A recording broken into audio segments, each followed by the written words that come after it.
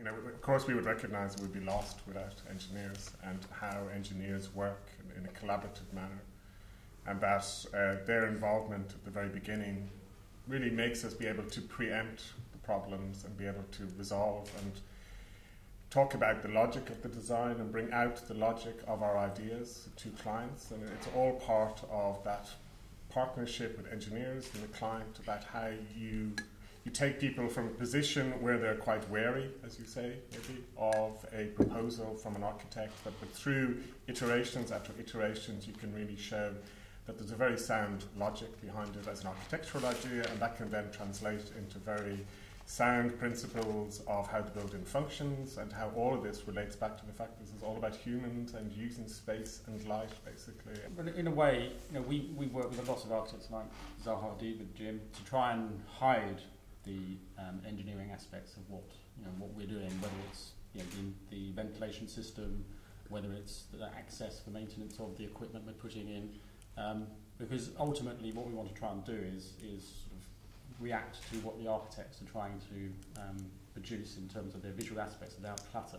Are there examples that you can give? Because, I mean, there is something quite powerful about that. You want to hide and you want to show at the same time. I mean, the project I worked on that I'm very proud of is the sort of Maxi in Rome with Zaha Hadid, where it was... The idea was to have these sort of really simple galleries that really expressed the aspirations of what Zaha Hadid were trying to do without seeing light fittings, without seeing the air conditioning grills, and we all hid that all away. So all in very, very subtly designed architectural expressions, so that you didn't realise, oh, there's the ventilation system, or there's the cabling and the ducting and the like. It's all hidden away, and that's it creates a better canvas for showing the artwork. You're not actually being distracted away from what the space was originally intended to be. And it takes a lot of effort as a design team, because we've got to get the structure in there. We've got to integrate with the architectural finishes and hide it all away. And that was a very successful project. Well, I think the most important thing is having a very strong kind of diagram, to the concept, because then it will withhold, it will take a lot of bashes as it goes along, but it also has a kind of clarity to it. And I think both for architecture and the kind of engineering that supports that, having that kind of clarity is critical. And then, it can basically, it's a highly expressive form. I think this is that's an important point, that if it's appropriate to hide something, then you hide it. If it's appropriate to expose it, then you expose it. And it comes back to this whole sort of collaborative approach of good design. I mean, I don't see myself as the structural engineer on the project just to celebrate structural engineering and to promote our profession. We're there as part of a team to deliver a building, just as the architect, shouldn't get too hung up on, creating his own ego.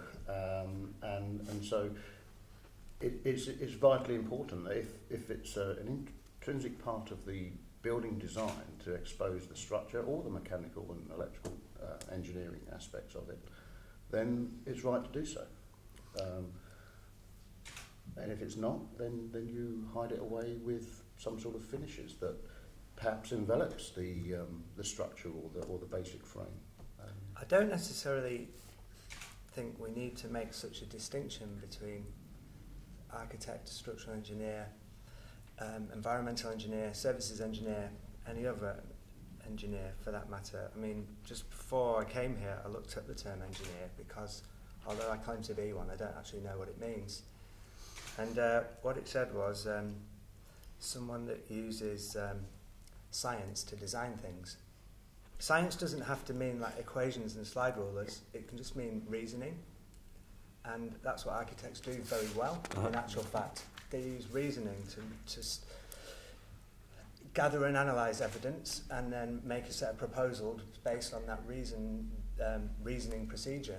And so from that point of view, we're all engineers, and we just happen to be working in slightly different spheres that strongly overlap. Do you think you could equally say we're all designers? Exactly. Well, I don't think there's any difference in the term, really. No, absolutely. I mean, one could even say that engineering is an art form. because it is part of the design. And design process is art, and not science necessarily. What is the next big idea that is going to transform the industry in terms of creating beautiful engineering and great responses to our sort of built environment needs? Where are we going to see the next kind of change in how we work, and what will the outcomes be? I like to think that we'll see a lot more emphasis put on recycling and recycled materials in construction. But is that not still in the same area of like low energy? It is. Yeah, but it could be distinctly different to how it is at the moment. Okay. So should we explore that idea a little bit about how recycled materials can bring about beautiful engineering solutions? Or even recycled buildings. Retrofit. Yeah, I think retrofitting existing buildings is going to be a key issue, and particularly because we're talking about new buildings and how you bring them to code, but actually there's a huge number of existing buildings, and what to make a city more energy efficient, more environmentally benign. It actually needs a huge amount of retrofit.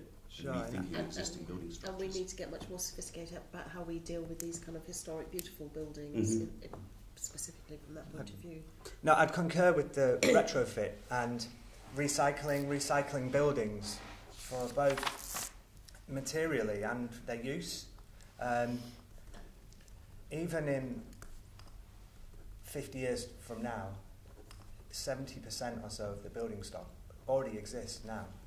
So if your goal is to reduce energy, focusing on new buildings is actually, leave them alone. They're done. It's time to start looking at all the existing ones.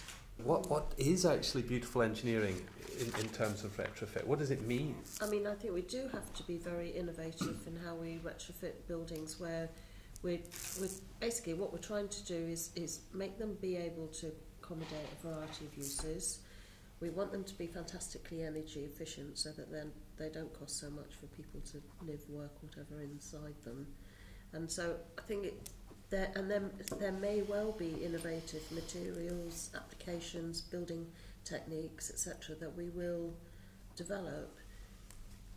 And we'll have to learn to understand what was good about the building as it was built, and what are the key things that can be changed without destroying those good characteristics.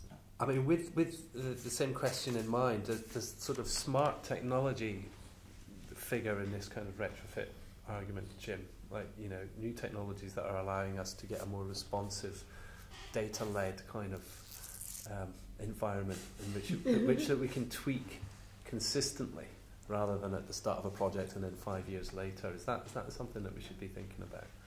Well, I've been at a conference recently where people were talking about the users having to look at apps to know when to open a window or to close it, and I think it's interesting to have this loop where you get a feedback on how much energy you're using, and definitely what Neil was touching on earlier about post-occupancy and coming back and really seeing how you're building. We'd all like to do that and have the time to do it. We'd all like certain clients to allow us back into the building as well. But I think there is also a part of it that you have to recognise humans are humans, basically. If you put a window there, they're not just going to go and be conscious of the environmental strategy that was worked out by the engineer, and that they have to look at an app to check what temperature it is. They just go and open it. My idea of a beautifully engineered building would be one that's highly adaptable over its life and its future use. And I think you take a swimming pool. I mean, a swimming pool is designed as a swimming pool. Yeah. But even a swimming pool adapts over the... I mean, a good example was the Aquatic Centre. It was designed and constructed to host the Olympics, and now it's sort of downscaled in size, and it's now offered back to the community as a community pool. And I think that's the way that the industry is going. And it sort of goes back to this sort of refurbishment and renovation of projects as being the next challenge, I suppose, or the way that the future. And having a building that's highly adaptable, and it touches on your point. You know, it's a collaborative approach. You don't, to say it's highly engineered doesn't, you know, put all the onus on the engineer to come up with something that can be re-engineered and made and changed in the future. Everyone involved in the building, including the architect. So, you know, the architecture is the most important part of adaptability in a building.